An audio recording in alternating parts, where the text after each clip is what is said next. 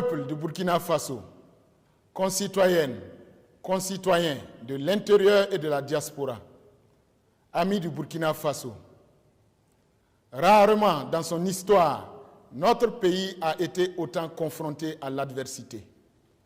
Voilà maintenant plus de 6 ans que notre peuple vit sous le joug d'un ennemi qui a réussi, par ses méthodes cyniques, lâches et perfides, à faire douter notre peuple au point d'ébranler les valeurs qui ont fait son histoire et sa renommée. Je voudrais me recueillir sur la mémoire des hommes et des femmes, civils comme militaires, dont le sang a mouillé le sol de notre patrie dans cette lutte que nous menons de façon acharnée. J'ai également une pensée pour tous les blessés qui luttent encore aujourd'hui pour retrouver la plénitude de leurs aptitudes. Aux familles de ces victimes, j'adresse toute ma compassion et tout mon soutien.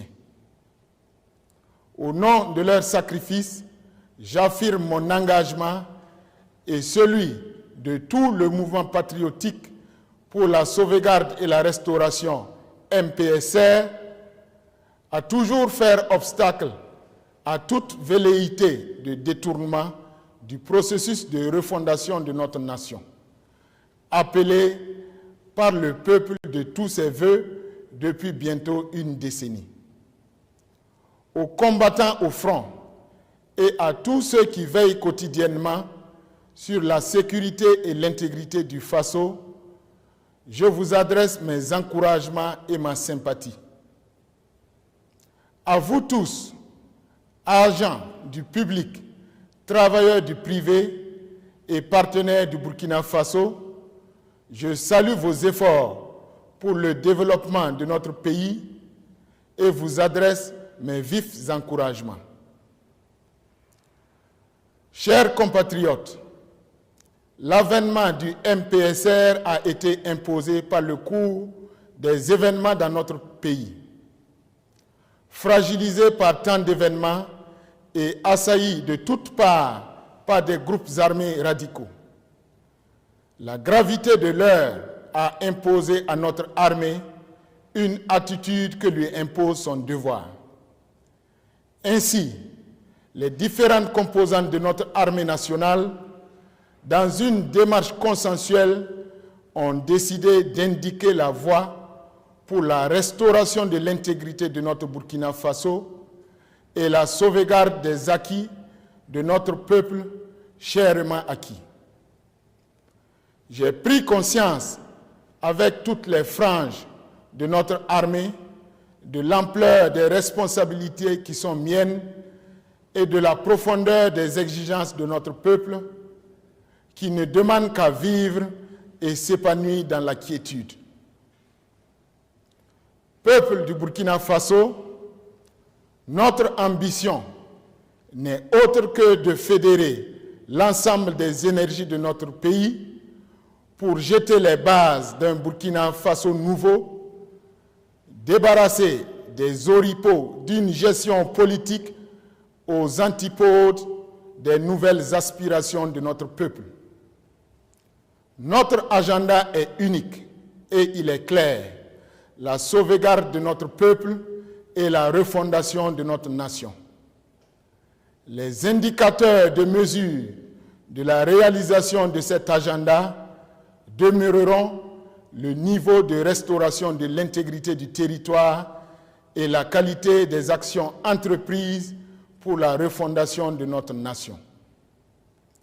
Je vous donne la ferme assurance que notre engagement n'a aucunement pour but de rétablir un ordre quelconque, mais s'inspire de l'ensemble des exigences légitimes du peuple burkinabé.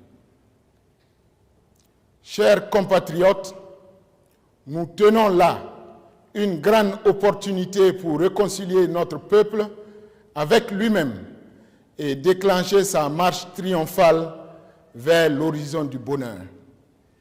C'est pourquoi je m'engage à convoquer les forces vives de la nation pour convenir d'une feuille de route qui aura pour but de projeter et réaliser le redressement voulu par tous les Burkinabés.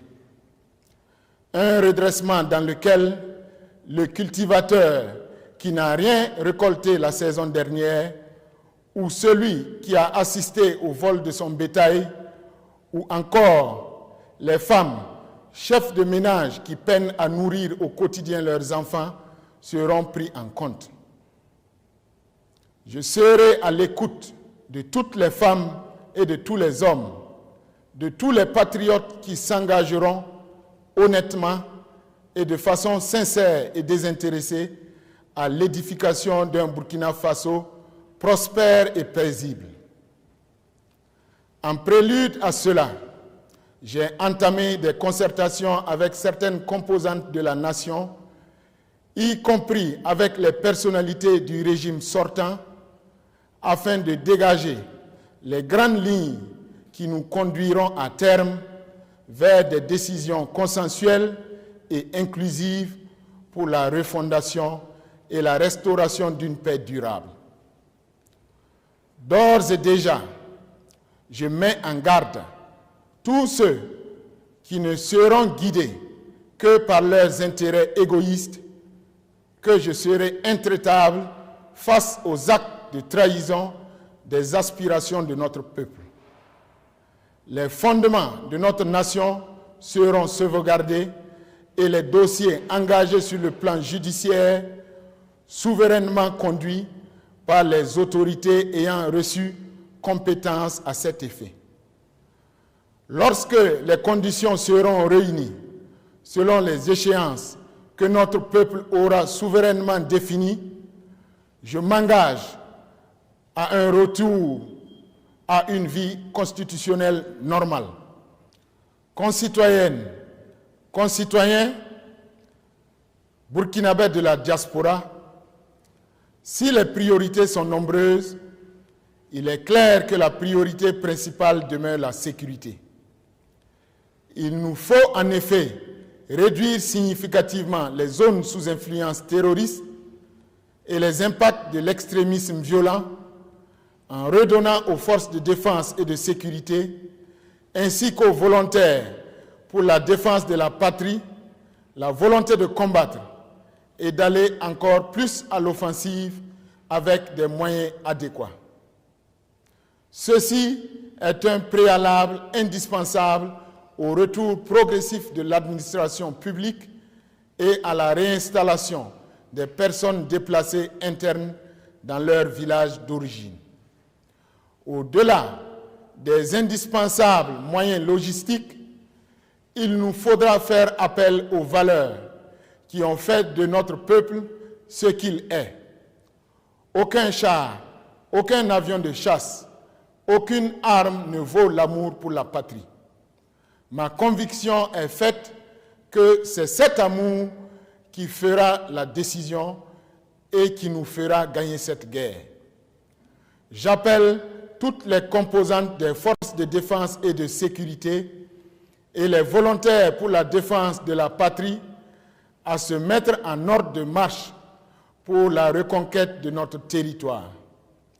Dans l'union et la cohésion, et avec le soutien de tout le peuple burkinabé, j'ai foi que nous relèverons ces défis.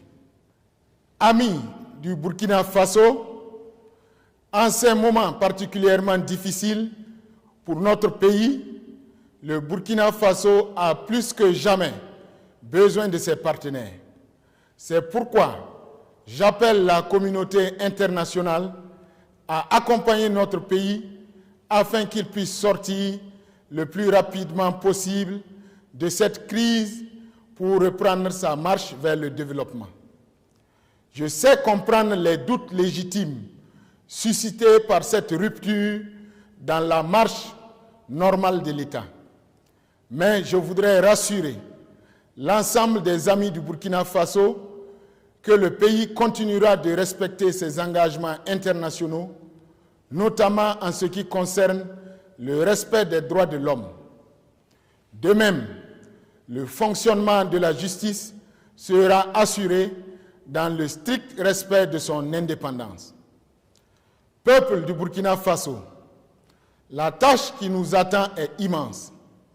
Heureusement, elle n'est pas seulement mienne, elle est surtout nôtre. Elle nécessitera de nous de gros efforts individuels et collectifs et certainement des sacrifices. Elle exigera que chacun d'entre nous mette de côté ses intérêts personnels pour laisser place à l'intérêt de tous. Elle impliquera immanquablement une amélioration de la gouvernance sur tous les plans. Elle demandera de chaque Burkinabé courage, désintéressement et détermination.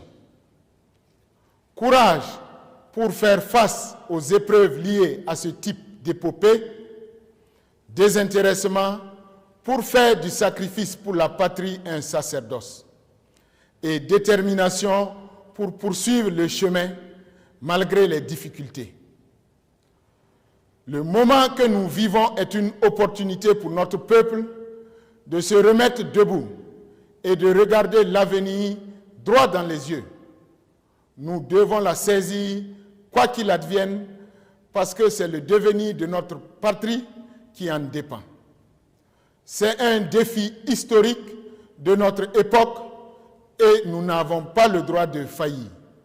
Chers compatriotes, main dans la main, recouvrons la force, la détermination qui découle de la fierté de chanter notre hymne national, l'hymne de la victoire, dans une intégrité et une dignité retrouvées. Vive le Burkina Faso, que Dieu bénisse notre nation, la patrie ou la mort, nous vaincrons.